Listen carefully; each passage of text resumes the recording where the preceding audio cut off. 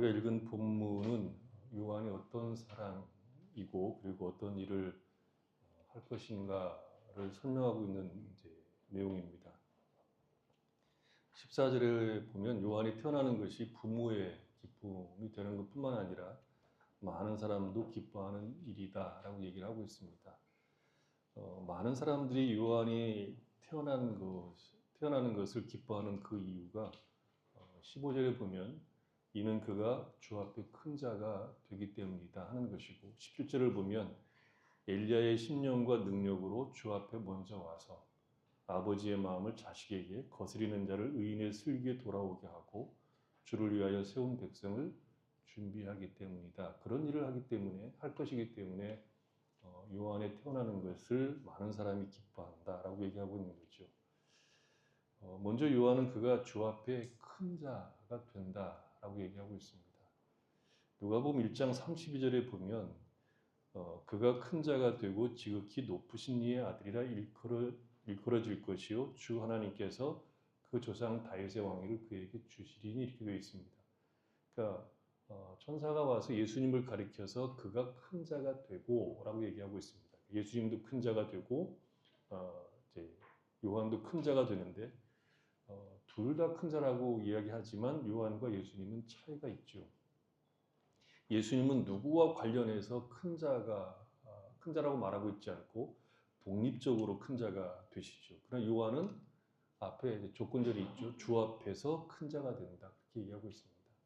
그러니까 요한은 예수님과 관련해서 그의 크기가 결정된다는 것이죠. 사람들 가운데 우리가 큰 사람이 있다는 것을 이제 알고 있죠. 역사적으로 위대한 업적을 남긴 사람들은 우리가 일반적으로 얘기할 때 큰 사람들이다 이렇게 얘기합니다.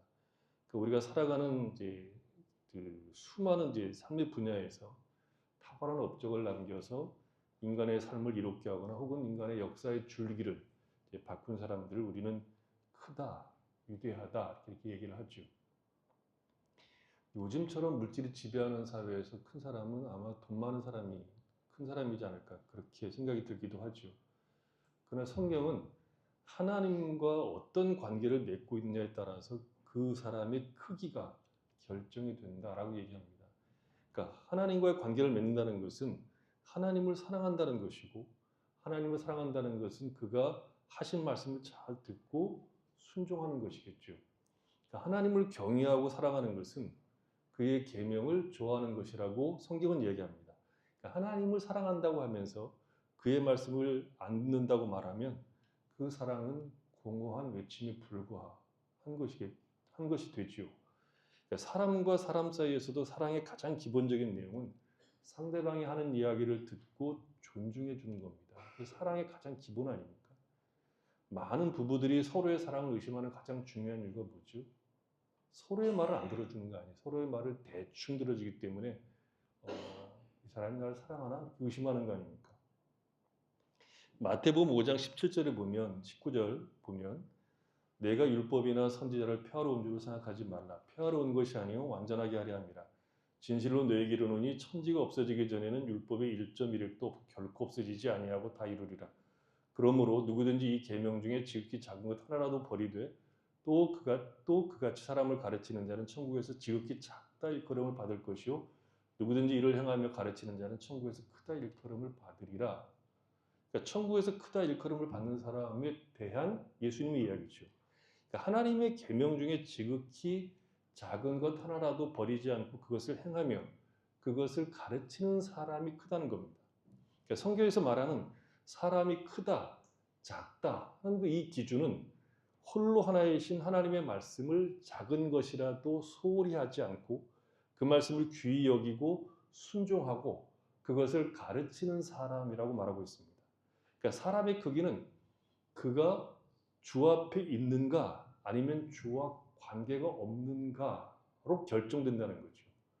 성경은 세례 요한이 주 앞에 큰 자가 된다고 말했습니다. 누가복음 7장 28절에서 예수님은 심지어 이렇게 말씀하셨어요. 28절에 보면 내가 너희에게 말하노니 여자가 낳은 자 중에 요한보다 큰 자가 없도다. 그러나 하나님 나라에서는 극히 작은 자라도 그보다 크니라 하시니라. 세계사에서 요한은 전혀 중요한 인물이 아닙니다. 중요한 인물이 아닌 정도가 아니라 아예 세계사 속에서는 언급이 없습니다. 존재감이 없다는 거죠. 알렉산더와 요한은 어떻게 비교할 수 있겠습니까? 세계사의 관점에서는 둘이 비교가 안 되죠. 그런데 예수님은 여자가 낳은 자 중에서 요한이 가장 크다고 얘기합니다. 예수님이 그렇게 말씀하신 이유는 뭘까요? 요한은 예수 그리스도가 오시는 길, 메시아가 오시는 길, 왕이 오시는 길을 준비하는 사람이기 때문이라고 말하고 있습니다. 인류 역사에서 가장 중요한 인물은 단연코 예수님이시죠. 객관적으로도 예수님보다 역사적으로 더 중요한 인물은 없습니다. 가장 중요한 인물입니다. 그래서 역사는 예수님이 오시기 전, 기원전, BC와 예수님이 오신 후, 기원 후, AD로 나누지 않습니까? 그러니까 인류 역사를 예수님과 기독교를 빼면 사실은 역사는 별로 할 얘기가 없습니다. 요한은 바로 이 예수님이 오시는 길을 준비한 사람이기에 여자가 낳은 자 중에 가장 큰 자라고 예수님 말씀하시는 겁니다. 말하자면 사람의 크기는 누구의 일을 하느냐에 따라서 결정되는 겁니다. 신자들이 중요하고 큰 사람이 될 수 있는 이유는 오직 그리스도 예수의 일을 할 때 그렇게 평가를 받습니다. 우리는 누구의 평가를 최종적으로 받기를 원합니까? 사람들의 평가입니까? 아니면 세상의 평가입니까? 아니면 하나님의 평가입니까? 신자는 세상이 아닌 하나님의 평가를 원하는 자들이기 때문에 우리가 하는 모든 일들을 주님을 위해서 하고자 애쓰는 겁니다. 우리가 하는 일이 다만 벌어서 먹고 사는 것이 목적이 아니라 그 일은 하나님의 영광을 드러내는 수단일 뿐입니다. 우리가 하는 일은 목적이 아니고 수단일 뿐입니다. 우리의 성공과 실패, 큼과 작음은 세상에서 말하는 것에 따르지 않고 우리가 먹든지 마시든지 무엇을 하든지 말 그대로 무엇을 하든지 아닙니까? 무엇을 하든지 하나님의 영광을 위해서 할 때 우리는 큰 자가 되고 위대한 사람이 되는 겁니다. 우리가 그렇게 살아야 되고 우리 자녀들을 그렇게 키워야 합니다.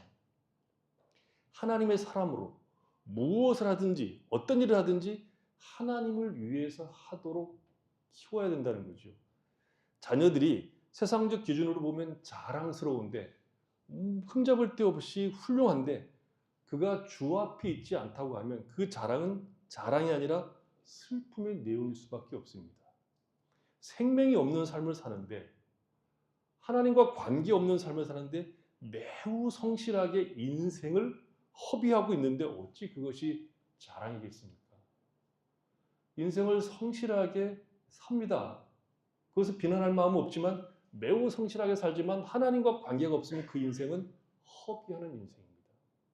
어찌 그것이 자랑이 되겠습니까? 아픔이고 탄식이고 기도의 제목일 뿐이죠. 우리의 크기는 하나님을 사랑하는 분량만큼입니다. 하나님을 사랑하는 것만큼의 그 사람의 크기가 결정됩니다. 하나님을 사랑하는 것이 크면 우리가 큰 자가 되는 것이고 하나님을 사랑하지 않으면 그의 인생은 허망하고 허비하는 인생일 뿐입니다. 우리는 자꾸 세상 기준으로 크고 작음을 평가하기 때문에 무엇이 우리의 복이고 영광이고 위대한 것인가를 자꾸 놓치게 됩니다. 요한의 탁월함은 그가 맡은 사역 때문입니다. 요한은 주 앞에 먼저 와서 주님이 가시는 길에 먼저 그 길을 걸어가서 주님이 길을 걸어갈 수 있도록 예비하는 일이었습니다. 즉 사람들로 하여금 오시는 주님을 생각하고 맞이할 수 있게 하는 일이 요한이 하는 일입니다. 누가복음 3장을 보면 하나님의 말씀이 빈들에서 사가랴의 아들 요한에게 임하자 자기에게 오는 사람들에게 죄의 사함을 받게 하는 회개의 세례를 전파하는 모습을 우리에게 보여줍니다. 그러자 사람들이 그런 요한을 보고 이 사람이 오실 메시아가 아닌가라고 생각했습니다. 요한이 그런 사람들의 생각을 알고 이렇게 답을 합니다. 16절에 보면 나는 물론 너에게 세례를 베풀거니와 나보다 능력 많으신 네가 오나니 나는 그의 신발끈을 풀기도 감당하지 못하겠노라. 그는 성령과 불로 너희에게 세례를 베푸실 것이요 손에 키를 들고 자기의 타작마당을 정하게 하사 알곡은 모아 곳간에 들이고 쭉정이는 꺼지지 않는 불에 태우시리라. 요한은 자신의 역할이 무엇인지를 명확히 알았습니다. 요한은 자신이 메시아를 가리키는 손가락이라는 것을 알았습니다. 요한을 큰 자라고 말하는 이유가 바로 여기에 있습니다. 손가락에 불과한데 그 손가락이 예수님을 가리키기에 크다라고 얘기하는 겁니다. 요한은 그는 흥해야 되고 나는 쇠해야 된다고 말했습니다. 요한이 광야의 세계를 외치고 세례를 주자 사람들이 왕창 몰렸습니다. 어마어마하게 몰려왔습니다. 왜냐하면 거의 400년 만에, 이스라엘 백성들 입장에서 보면 거의 400년 만에 하나님의 말씀을 전하는 선지자가 나타난 겁니다. 그러니 사람들이 주목하고 열광할 수밖에 없었다는 것이죠. 하지만 요한은 자신의 역할이 무엇인지를 명확히 알았습니다. 요한은 자기를 비우고 자기를 통하여 나타날 예수 그리스도의 영광을 바라봤고 그가 오실 메시아라고 가리키는 것이 그의 사명인 것을 알았고 그것을 충실하게 한 사람이기 때문에 큰 자라 이렇게 평가를 받는 겁니다. 이 요한의 사역에 대해서 구체적으로 16절은 이렇게 얘기합니다. 즉 주 앞에 먼저 와서 주의 길을 예비하는 구체적인 내용이 이스라엘 자손을 주, 곧 그들의 하나님께로 많이 돌아오게 하겠습니다. 이방인을 하나님에게로 돌아오게 하는 일을 하는 것이 아니라 하나님의 백성으로 여기고 있었던 이스라엘 자손을 하나님에게로 돌아오게 하는 일을 한다는 것이죠. 이스라엘 백성들은 아브라함의 자손입니다. 그리고 언약의 백성입니다. 그래서 그들은 당연히 자신들은 하나님을 섬기고 있다고 생각하고 살았습니다. 그들은 꿈에도 자신들이 하나님의 백성이 아니라고 생각해 본 적이 없습니다. 그러나 하나님의 생각은 이스라엘 백성들과 달랐습니다. 이스라엘 백성들은 하나님을 섬기고 있지 않고 있다고 지금 지적하는 것이죠. 이스라엘 백성들은 하나님으로부터 돌아서 있기 때문에 다시 하나님에게 돌아가야 되는 상황에 있는 겁니다. 하나님의 백성들이 하나님으로부터 멀리 떨어져 있는 비극적인 상황에 있는 겁니다. 외적으로 보면 분명히 하나님을 섬기고 있는 백성이라고 말할 수 있습니다. 겉으로 보면 전혀 문제가 없는 정도가 아니라 지극히 정상입니다. 그런데 하나님이 볼 때 그들은 하나님을 떠나 있다는 것입니다. 그것이 비극이죠. 우리의 신앙이 그럴 수 있다는 긴장감이 있어야 됩니다. 우리의 신앙이 겉으로 보기에는 전혀 문제가 없을 수 있습니다. 성실하게 주를 섬기며 예배에도 빠지지 않습니다. 누가 봐도 기독교인이라고 부르기에 전혀 손색이 없습니다. 그런데 예배를 드리기는 하지만 기대와 소망과 기쁨이 없습니다. 여러분 기쁨을 가지고 오늘 예배에 나오셨습니까? 하나님이 어떤 은혜를 베푸실 것인가 하는 그 기대와 소망을 가지고 나오셨습니까? 하나님을 간절히 구하지도 않고 찾지도 않습니다. 온 마음을 다해 하나님을 사랑하는 것이 보이질 않습니다. 하나님을 향해 부르짖는데 하나님을 망각해버렸습니다. 하나님을 향해서 기도를 하는데도 불구하고 기도를 들으시는 분이 어떤 분인가를 잊어먹고 있습니다. 하나님이 우리의 기쁨이 아닙니다. 하나님이 우리의 능력도 아닙니다. 하지만 종교적인 행위는 남다르게 성실합니다. 이것이 우리가 안고 있는 문제가 아닐까 돌아보실 필요가 있는 것은 아닐까요? 우리가 신자라면 마음을 다해 하나님을 사랑하기까지 우리가 쉬면 안 됩니다. 우리 마음이 전심으로 하나님을 사랑하기까지 우리가 쉬면 안 된다는 거죠. 목마른 사슴이 시냇물을 찾는 것이 지극히 자연스러운 것처럼 예수를 믿는 신자의 영혼은 하나님을 구하고 찾아야 됩니다. 하나님으로 만족해지기까지 하나님을 찾아야 됩니다. 의에 주리고 목마른 것은 신자에게 지극히 정상적인 삶이어야 합니다. 세례 요한의 사명은 하나님의 백성을 깨워 돌이키는 것에 있었습니다. 세례 요한은 이방 선교가 아닌 하나님의 백성을 깨우는 것이 있었다는 것이죠. 이것을 다른 말로 표현하면 영적인 회복을 시키는 것이 먼저였다는 것입니다.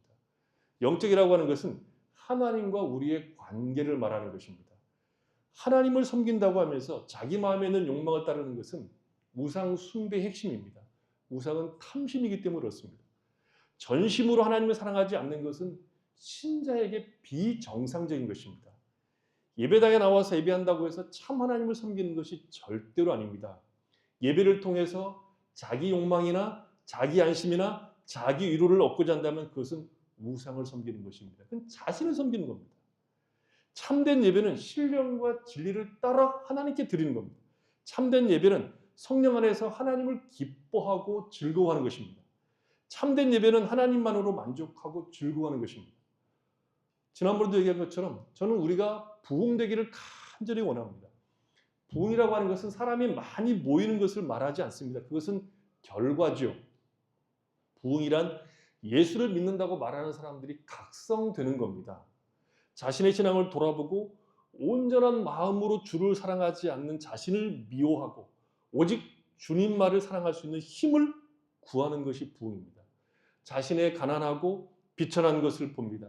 자신의 궁핍함을 봅니다. 목마름을 봅니다. 그래서 부흥이란 예수를 안 믿는 사람들이 교회에 많이 몰려오는 것이 아니라 교회를 다니는 사람들이 예수를 믿는다고 말하는 사람들이 말 그대로 마음을 다하고 힘을 다하여 우리 주님을 사랑하는 겁니다.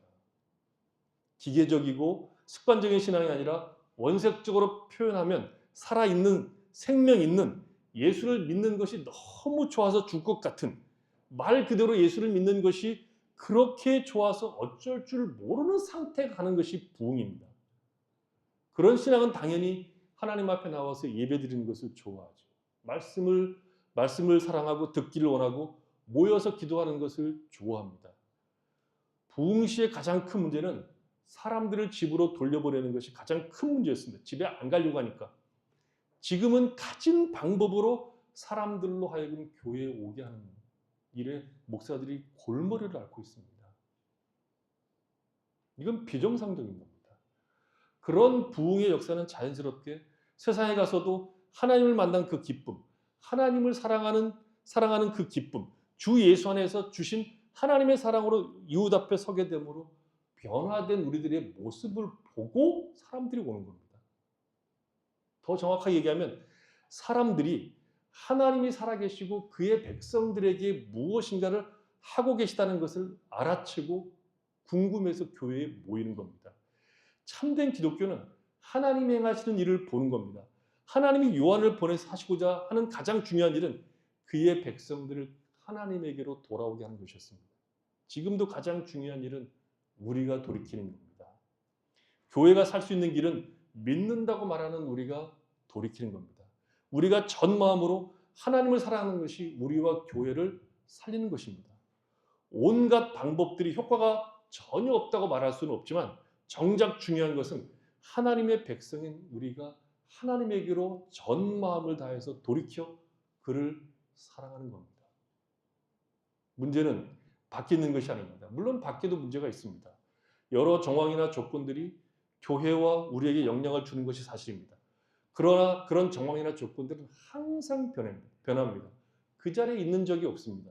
그리고 역사적으로 예수를 믿기에 좋았던 적이 한 번도 없습니다.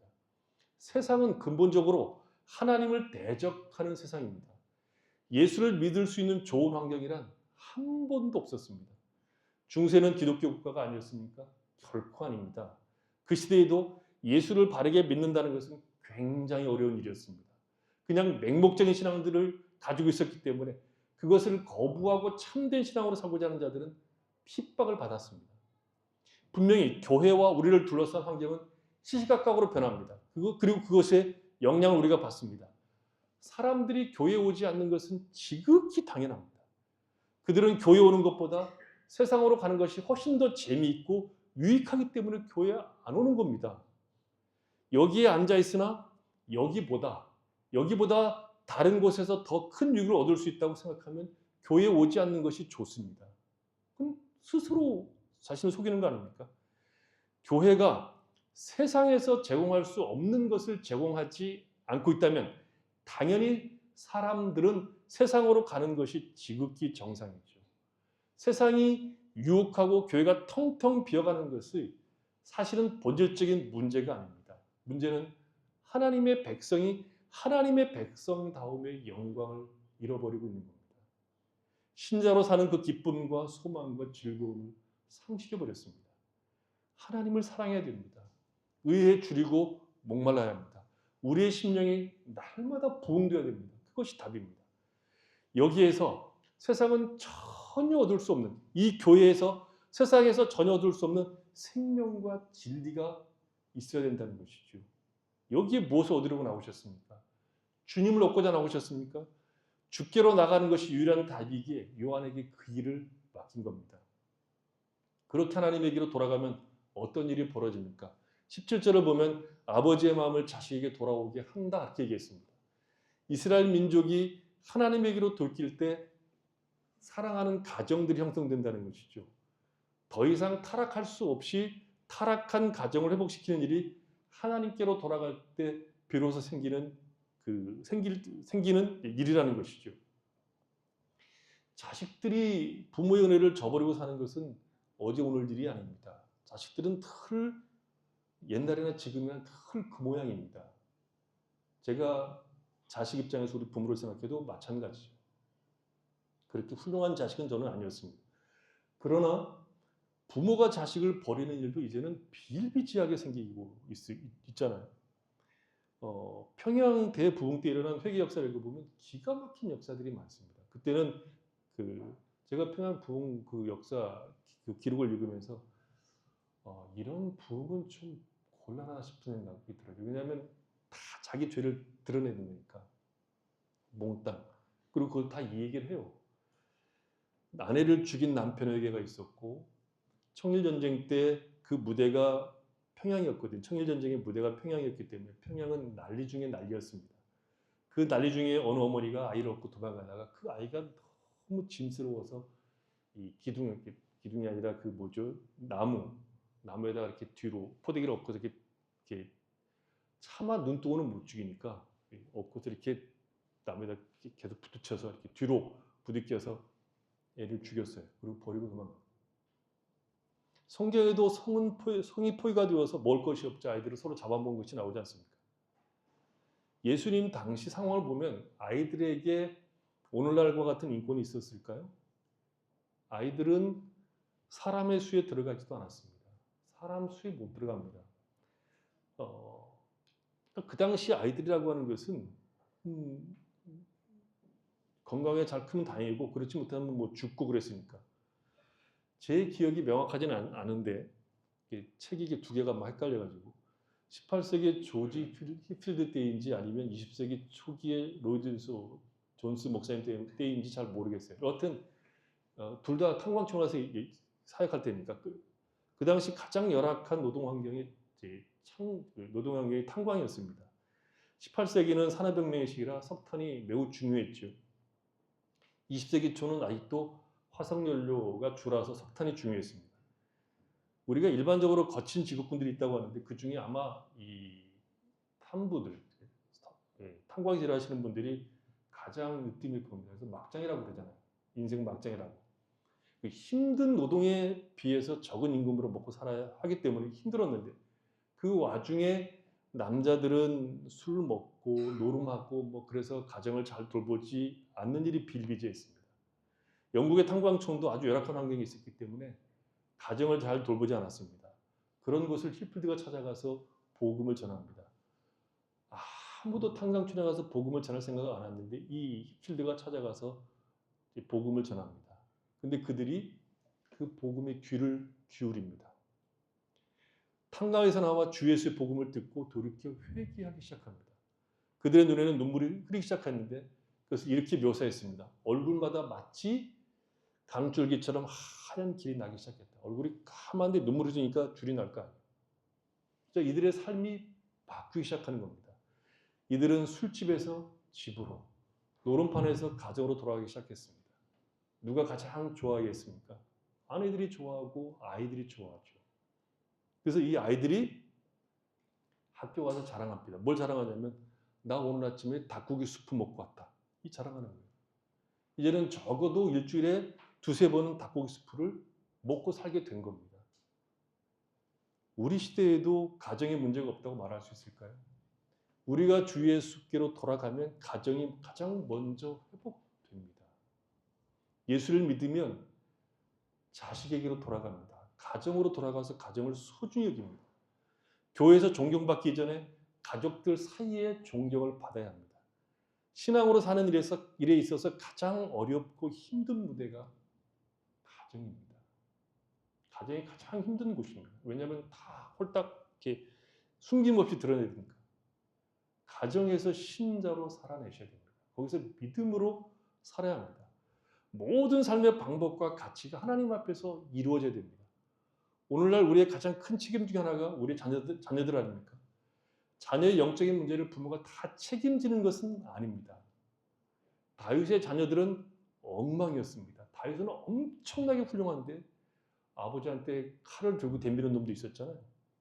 사무엘도 말할 수 없이 훌륭한데 새끼들은 개판이었습니다. 이상하죠? 하지만 다윗과 사무엘은 그럼에도 불구하고 하나님 앞에서 신실하게 살았습니다. 그것이 부모의 책임입니다. 신자답게 사는 것이 책임이란 말이죠. 자녀들 앞에서 예수 믿는 사람으로 사는 것이 책임입니다. 그들의 영혼을 불쌍히 여겨달라고 구하는 것이 부모의 책임이라는 거죠. 그래서 예수를 믿게 되면 가정으로 돌아가서 아내와 자녀들을 사랑하게 됩니다. 그 다음으로 거스리는 자를 의인의 슬기에 돌아오게 하고 되는데, 이 말은 좀 더 넓은 의미에서 얘기를 하면 사회적인 변화를 말한다고 볼 수 있습니다. 그러니까 하나님의 백성이 하나님에게로 돌아가게 되면 가정뿐만 아니라 온 사회에 새로운 질서가 세워진다는 것이죠. 하나님의 백성들이 하나님의 백성다워지면 내가 살고, 가정이 살고, 이웃이 살고, 사회가 살고, 나라가 삽니다. 이것은 희망 고문하는 것이 아니라 역사적으로 증명된 일입니다. 교회가 부흥되면 그 부흥의 결과로 사회가 복을 받았습니다.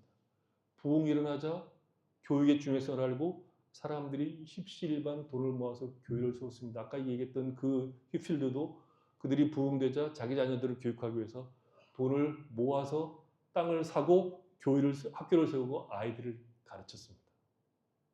병원을 지었습니다. 복지시설들을 만들었습니다. 열악한 노동 환경도 변화가 일어나기 시작했습니다. 노동조합도 부흥의 결과로 영국에서 생겨난 겁니다. 하나님의 백성이 하나님에게로 돌아가는 것은 본인뿐만 아니라 가정과 사회와 국가를 사랑하게 합니다. 성경이 뭐라고 얘기합니까? 소돔과 고모라가 망한 이유를 뭐라고 얘기합니까? 의인 10명이 없어서 망했다고 말하지 않습니까? 의인 10명은 그 당시로 보자면 한 가정 아니면 두 가정입니다. 한 가정 아니면 두 가정이라고 볼 수 있습니다. 한 가정이, 두 가정이 하나님 앞에서 하나님 백성으로 살아가면 그 사회를 지탱하는 힘을 발휘할 수 있다는 것입니다. 우리 사회의 여러 문제들에 대해서 이런저런 진단을 하고 또 거기에 대한 해답을 제시합니다. 그 진단과 해결들이 잘 풀어지면 저도 좋겠습니다. 정치인들이 내놓는 답은 믿을 수가 없어요. 그러니까 우리가 아는 것 같이 그 문제들은 해결되지 않습니다. 해결되는 것처럼 보이지만 정도의 차이지 언제나 문제는 그대로 있습니다. 그리고 때가 되면 그런 문제들이 본물처럼 터져나오기도 하고 때로는 그 문제들이 수면 아래로 가라앉을 뿐이지 없어지진 않습니다. 왜 그렇습니까? 하나님을 떠났기 때문입니다. 그래서 하나님의 백성들이 하나님께로 돌아가는 것은 매우 중요합니다. 자신의 영혼을 위해서뿐만 아니라 가정과 사회를 위해서도 중요합니다. 우리가 하나님께로 돌아가면 우리 주변에 생명이 흘러넘칠 가능성이 매우 높습니다. 우리가 하나님을 진심으로 사랑하면 우리 이웃이 살아날 수 있습니다. 또 요한은 주를 위하여 세운 백성을 준비하는 역할을 한다 이렇게 얘기하죠. 요한의 사역의 궁극적인 목적은 주님을 맞이하기 합당한 사람들, 주님의 쓰임에 합당한 사람들을 준비하는 것입니다. 요한의 사역은 전부 예수님을 가리키는 일로 규정할 수 있습니다. 이것은 비단 요한에게만 해당되는 것이 아니라 우리에게도 해당되는 것이죠. 우리가 하나님의 백성으로 살아가는 가장 중요한 이유 중에 하나는 우리의 삶과 모습을 통해서 사람들을 하나님에게로 돌아오게 하는 것입니다. 우리가 하나님의 백성답게 하나님에게로 돌아가는 것은 그것이 우리가 살 유일한 이유요, 영광이요, 또한 명령이기도 하지만 그 삶을 통해서 하나님은 하나님의 백성들을 부르십니다. 그 일을 위해 우리는 매주일 예비하고 예배를 통해서 힘을 얻고 그리고 우리 각자에게 주어진 세상을 살아가는 겁니다. 내가 하나님께로 돌아가 하나님 앞에 사는 복과 영광을 우리가 만나는 사람들도 동일하게 누리도록 하기 위하여 우리는 우리에게 주어진 삶의 현장에서 예수 믿는 사람으로 사는 겁니다. 신자는 자신의 삶을 통해서 하나님의 백성으로 사는 것을 통해서 인간이 복되고 영광스러운 삶은 주 앞에 사는 것 외에는 없음을 우리의 전체의 삶을 통해서 보이는 것이요, 그것이 우리의 책임이요, 영광이요 복이라고 성경은 말합니다. 신자로 사는 것만큼 좋은 것이 없음을 드러내는 것이 신자에게 주어진 책임이고 복이고 영광인 겁니다. 이렇게 살기 위하여 이 영광된 책임을 감당하기 위하여 우리에게 절대적으로 필요한 것이 있습니다. 15절을 보면 요한은 포도주나 독한 술을 마시지 아니하며 모태로부터 성령의 충만함을 받았다라고 얘기하고 있습니다. 포도주나 독한 술과 성령의 충만은 인과관계가 있는 것처럼 지금 이야기하고 있습니다. 에베소 5장 18절에서 말하는 것처럼 술 취하지 마라. 이런 방탕한 것이니 오직 성령으로 충만함을 받으라 한 것과 같습니다. 술 취한다는 것은 술의 통제를 받는다는 것입니다. 그것은 방탕하고 허비한다는 뜻입니다. 성령으로 충만한다는 것은 성령의 인도하심을 받는다는 것입니다. 말하자면 성령의 인도하심, 즉 적극적으로 진리를 따라가도록 우리를 인도하시는 성령의 통치를 받는 것인데 그것을 하지 않으면 다 허비하는 것입니다. 요한에게 요구하는 것 중에 본인이 해야 되는 것은 술을 먹지 않는 겁니다. 구별된 사람으로 세상의 지배를 받지 않아야 된다는 뜻을 포도주를 먹지 마라 그리고 독한 술을 마시지 말아라 라고 얘기하는 것입니다. 바로 거기에 하나님께서 능력으로 역사하여 성령 충만하게 하신다라고 얘기합니다. 그러니까 성령으로 충만하게 되는 것은 적어도 소극적으로 방탕하게 되는 것을 피해야 됩니다. 그 방탕하게 되는 것이 포도주와 독한 술로 표현된 겁니다. 요한이 모태로부터 성령의 충만을 받아서 죄를 하게 되지만 그가 포도주나 독한 술의 지배를 받으면 성령의 통치를 받지 못합니다. 그 대표적인 예가 구약의 삼손 아닙니까? 삼손도 포도주와 독한 술을 먹을 수 없었고 머리카락을 자를 수 없었던 나실인으로 그가 태어납니다. 하지만 그는 그것을 어겼을 때 그는 포도주도 먹고 술도 먹고 머리카락이 잘렸을 때 그는 그 힘을 상실하게 되었습니다. 오늘날 우리에게 절실하게 필요한 것이 성령의 능력인데 그 능력은 우리가 1차적으로 허비하는 것이 없을 때 이루어지기 시작합니다. 허비하면서 성령으로 충만할 수 없다는 겁니다. 우리가 하나님께로 돌아가 하나님의 백성으로 살고자 하면 성령의 능력이 우리에게 절실하게 필요한데 그것을 위해서 우리에게 주어진 1차적인 책임, 소극적인 책임은 허비하는 인생을 먼저 철저하게 정리를 하셔야 된다는 겁니다. 하나님을 알고 그를 기쁘게 하는 일을 방해하는 것, 말하자면 술 취하는 것으로 대표되는 것으로 허비하지 말라는 겁니다. 오늘날 신자들의 문제는 이 허비하는 것을 그대로 두고 그러니까 말하자면 지 좋아하는 것을 그대로 하면서 마치 성령으로 충만할 수 있는 것처럼 산다는 것이 있습니다. 제가 여러 번 비유를 들어서 얘기했습니다. 학생이 학교에 가는 것은 공부를 열심히 해서 훌륭한 사람이 되기 위해서 학교를 가는 겁니다. 학생은 그래서 학교에 가는 것으로 학생된 책임을 다하는 것이 아닙니다. 학생이 학교에 가기는 갑니다. 빠지지 않습니다. 성실하게 갑니다. 개근상도 탑니다. 그런데 학교에 가서 잠만 쳐다다가 옵니다. 공부는 안 합니다. 그렇다고 말씀을 피우는 것도 아니고 가출도 안 합니다. 학교 끝나면 곧장 집으로 옵니다. 집에 와서 지방에 들어가서 게임에 열중합니다. 누구랑 사고치는 것이 전혀 없습니다. 이 학생은 학생다움이 없어서 자기 인생을 허비하고 있는 것이고 방탕하고 있는 겁니다. 방탕이란 나가서 놀고 그러는 것이 아닙니다. 해야 될 일을 하지 않는 것이 방탕입니다. 동일하게 신자가 이 학생처럼 성실하게 교회 옵니다.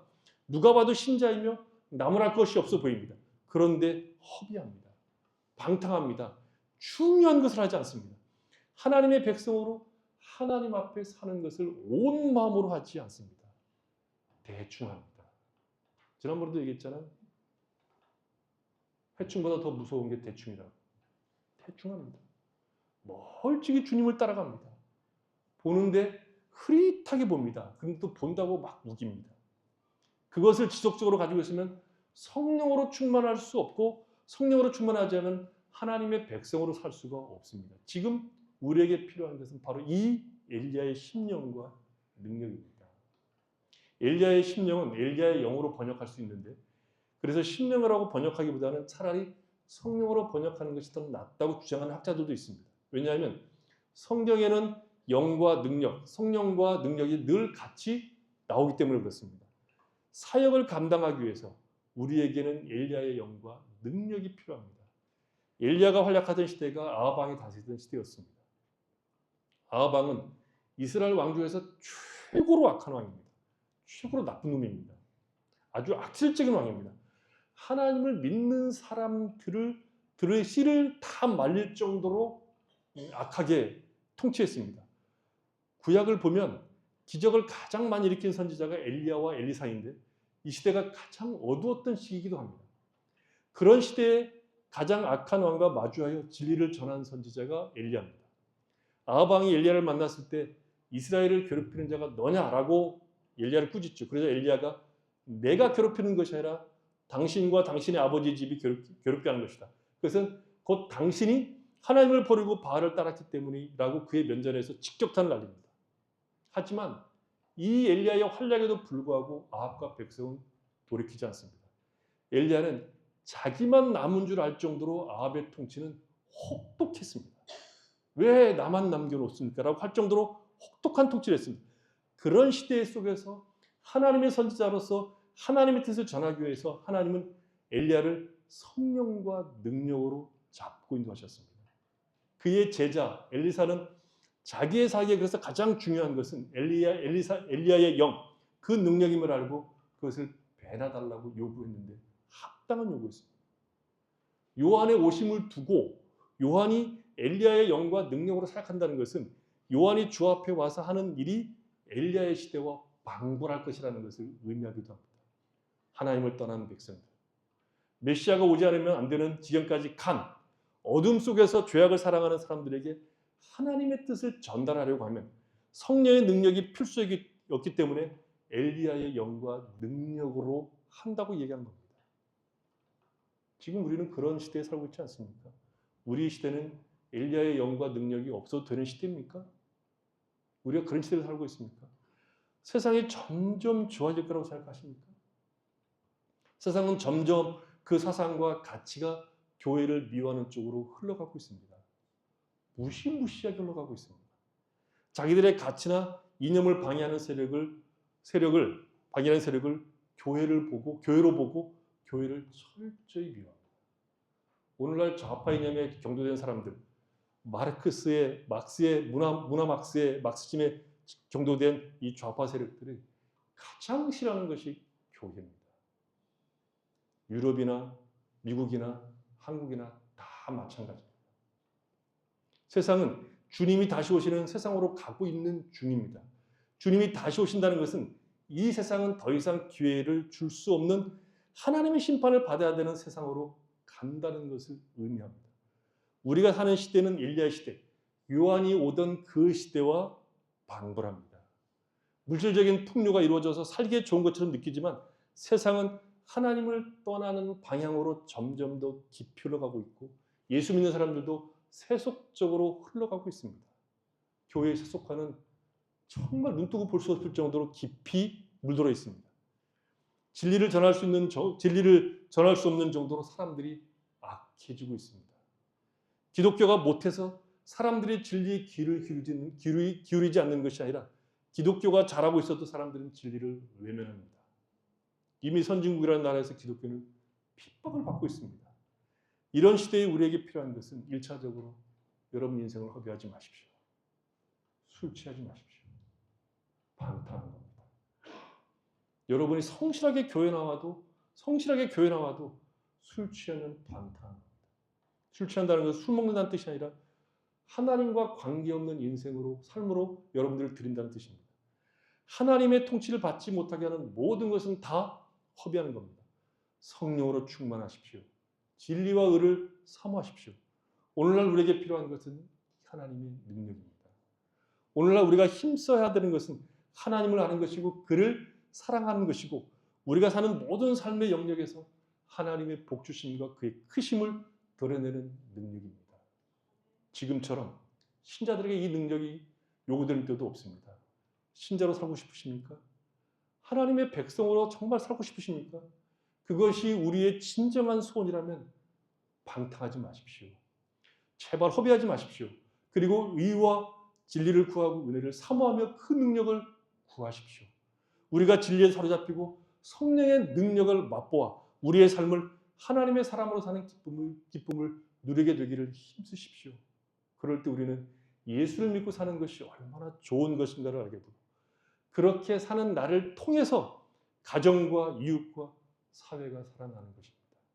하나님이 우리를 이 요한처럼 이 어둠의 세상에 보낸 것임을 꼭 기억하십시오.